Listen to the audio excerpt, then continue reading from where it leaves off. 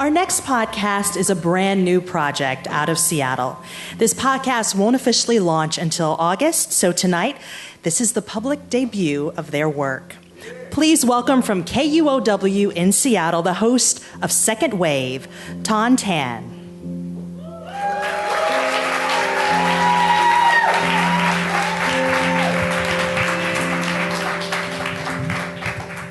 Hi.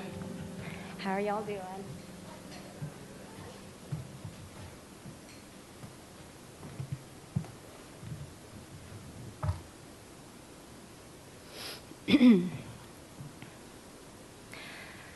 The courtroom feels soulless.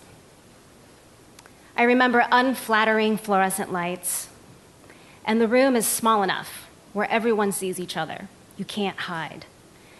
And the air is stale, doesn't smell great. And you can hear the rush of people outside the courtroom, trying to get through security, rushing to the hearings. And clearly, no one wants to be in this building. I'm at the Thurston County Courthouse in my hometown of Olympia, Washington. And the room is very similar to what I've seen on television. It's lined with wooden benches in the back for spectators. To the left, I see the jury box. At the front of the room, you see the judge, the court reporter, facing the attorneys representing the defendants and the plaintiffs who are seated at two tables side by side. And we have to get there early every day because it's a fight to get parking. And I notice that we're surrounded each day by a steady stream of familiar faces from our Vietnamese community. And for the first time, I realize that my family has enemies. There's a small group of people about my dad's age, and one by one, these people take the stand. They point at him, and they insist that he is a communist infiltrator in the community. And as I listen to this, I realize that it becomes clear these people know nothing about him. They don't know that he was drafted into the military after the Tet Offensive of 1968 and became a lieutenant in the South Vietnamese Army. That his brother was murdered by the communists for being an officer siding with the American cause. That he escaped Vietnam with my mother and then 1.5-year-old sister by boat. That he has been here in America ever since, protesting on behalf of the refugees who came after him and for human rights in his home country. So as I'm walking to the stand, preparing to testify that my dad is not a Viet Cong agent, that in fact he is the opposite, the most anti-communist person that I know, I have to stop and I have to ask myself, how did we get here? I'm Thanh Tan, and I'm the host of the podcast, Second Wave.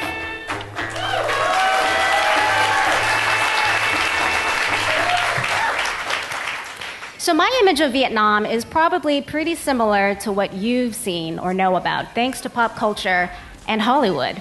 Good morning, Vietnam! I love the smell of napalm in the morning. Smokey, this is not Nam, this is bowling. There are rules. But growing up in Olympia was quiet, all American. We visited parks. My parents worked for state government. I was elected to student government. And I played soccer, volunteered for the Red Cross. And my dad would always tell us this over and over. He would say, this is the best time of your life. You're in America, and you're safe. And I'd be like, duh, I know this. And the war always seemed so removed from me. And my parents, that's because they shielded us from the reality of what they saw. But I did learn early on, I got a hint, while complaining about having to take swim lessons at the local YMCA, that they escaped Vietnam by boat in 1978, before I was born. I know it was a stormy night. The boat capsized. There were no life jackets. some of our family friends on that boat did not survive. And that, my mom told us, is why we had to learn how to swim. So here in America, my parents started over, studying English, getting off welfare as soon as they possibly could, trying to be model citizens, earning jobs with the state, and then opening a restaurant with their friends as a second job so that they could earn some extra money. They also did their best to keep the Vietnamese heritage alive for their Americanized children, like me. So this meant that we had to go to Vietnamese language school on Friday nights, that we had to learn traditional dances, and there was even a Vietnamese beauty pageant. And I was in one of these when I was 7, and I won second place. And I have this memory of beaming with pride and feeling like I'm representing my family and our community. And it's strange because although I remember this, I don't know, I'm not sure if anyone else in my family does. But where is it? Oh, here we are. So here's a picture of me standing in our living room that day. This is like post-pageant glow. That's me in Vietnamese, basically asking my mom if she remembers that day. She does not. She insists she never entered me in a pageant. I don't remember, she says. Stop asking me. Mom. Oh my God, she doesn't remember. Hey, Wynn. Hi, Con. I try my sister. Do you remember me winning some flowers and some kind of a pageant when I was a little girl? No. There's photos of it. So I guess we can't always trust our memories. And I can tell you, though, that most of my memories of childhood were about trying to be as American as possible. I just wanted to eat Lunchables and to go to sleepovers, to wear clothes from The Gap and shoes from Nike. And I wasn't the only one who felt this way. A lot of my friends, they had the exact same experience. My friend James talked to me about this recently.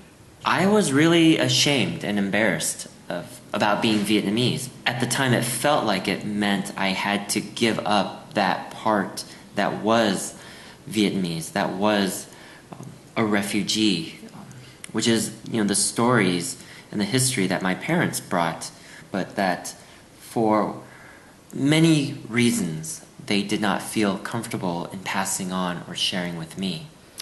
But there are the things that I would come to appreciate, like a freshly baked banh mi, or a tall glass of café soda with just a little bit of condensed milk. And then there's pho, which I know a lot of you here eat, and which is somehow really cool now. Right, with some rice noodles, in some beef broth, basil in the mint leaves, drown in the hoisin sauce. When you want it, not really much to say. We eat a big bowl and go smell like it all day. So it wasn't cool when I was younger, which was fine because I was too busy doing what my parents told me to do. I studied really hard, I went to college at USC, and I worked to become a journalist. Eventually, I think, living my family's American dream. Joining us now for the interview is Thanh Tan. She is a reporter for the Texas Tribune. She has been reporting on women going to Mexico to purchase medicine for medical abortions. Thanh, thank you very much for joining us tonight. I've obviously been following your reporting closely. It's great to have you here. Thank you, Rachel. Rachel Maddow, that was awesome. And the thing is, my parents don't watch Rachel Maddow. They don't watch cable news. And, but a lot of other people do. And I got back to them, and I think they're proud of me. And I think they're proud of where I've come or how far along I've come. So when I got a message from my dad in 2009 telling me that I had to appear in court to testify that he was not a communist, I was like, what? I flew back home to attend the trial and to be a character witness. And again, this was back in 2009. And for years, people had been spreading rumors that there were communist spies among us in Olympia, Washington. And if you were labeled a communist, or even considered not anti-communist enough, it was enough to get you ostracized and for people to stop talking to you. So my dad's accuser the ringleader of all this. He sat across from me in that fluorescent courtroom. And he was a man from our community who had also been a refugee from South Vietnam. And like my father, he'd been imprisoned by the communists, but for much longer. And so now here we were, more than 30 years later, and he still had this war mentality. He still saw the communists as his number one enemy.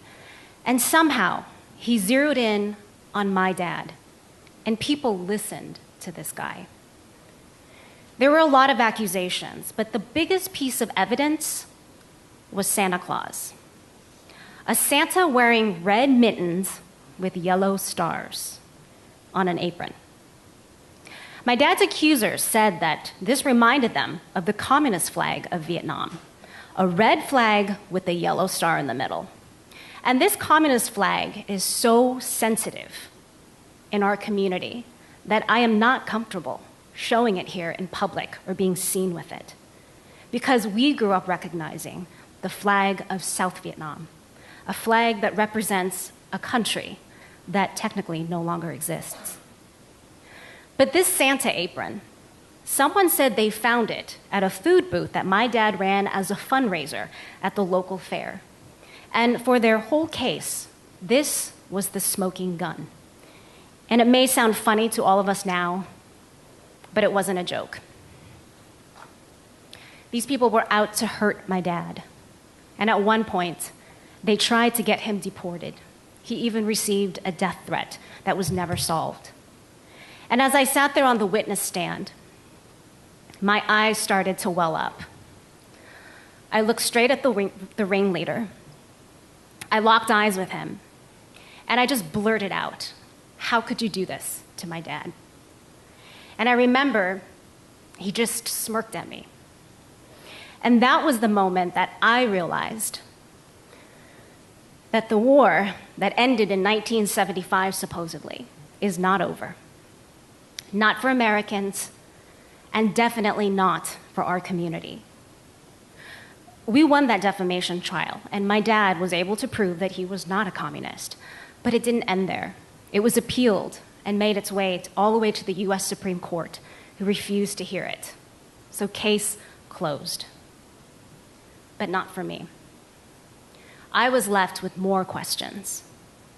I wanted to learn more about where my family came from, and the two countries that shaped me, and a war that lingers in our community today. I wonder, have we all been putting a Band-Aid over our wounds? Have we been selective about the things that we want to remember and the things that we don't? And are we passing on this unacknowledged pain to a younger generation? Being a minority is not easy in this country. These things are sometimes just too difficult to talk about. But still, I want to know. I want to know the truth. And I want to understand where I fit into the American narrative.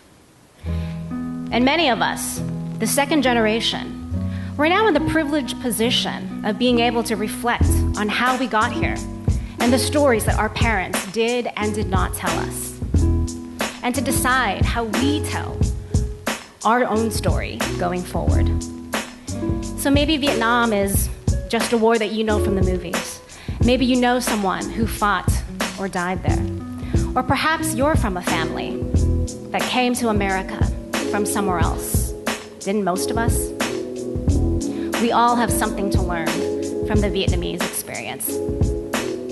I'm Thanh Tan, and this is Second Wave, an American story that begins in Vietnam.